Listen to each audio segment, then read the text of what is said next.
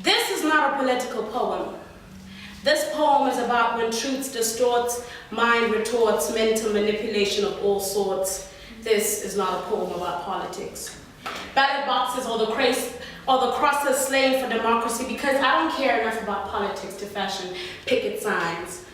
See, passive aggression riots in my mind. I'd rather sit and craft poems about revolution, and these revolutions will be unequivocally spoken for in metaphors about Tasmanian devils suffocating in greed, never satisfied by their slice of the pie, always plotting ways to get more. This is not a political poem.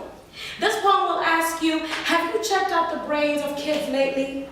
Still wet behind the ears with the fluidity of innocence, rousing to keeping up with the KKK. Codeine cups, the Kardashians and Kim Ye. The streets of the kids blinded by soul dreams of champagne sipping, sold in snapbacks and fat asses, and that's a brand most kids willing to buy, cause you ain't shit if you don't have a big bitch on your arm and your shoes ain't fly. This is not a political poem. This is a poem that reminds you of the murderous mercenaries masquerading as missionaries, the atrocities of insurgencies committed in the name of making natives better slaves, trading land and pride for Bibles and bullets. This poem will remind you that treaties do not come with retribution. No definition or lifting of sanction, the ablution of solution, dissolutions of resolutions, corporate clerks that cover up paper trails that can be seen by the naked eye.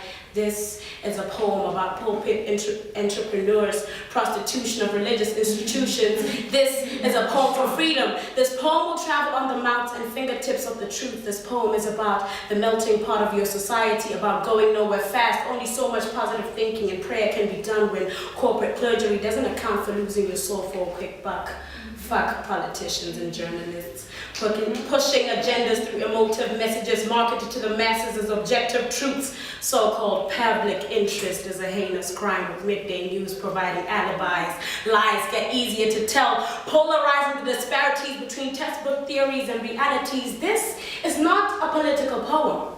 Because I'm grown enough to know that democracy is a subjective notion upheld by those who make money from it. Rallies ain't shit when they ain't discussing solutions for the people. Whose people have we become? Religion, politicians, or beings of creation? The footsteps of the meek shall not be rewarded here. This is not a political poem. This is just a silent poem about the musings of a closet dreamer.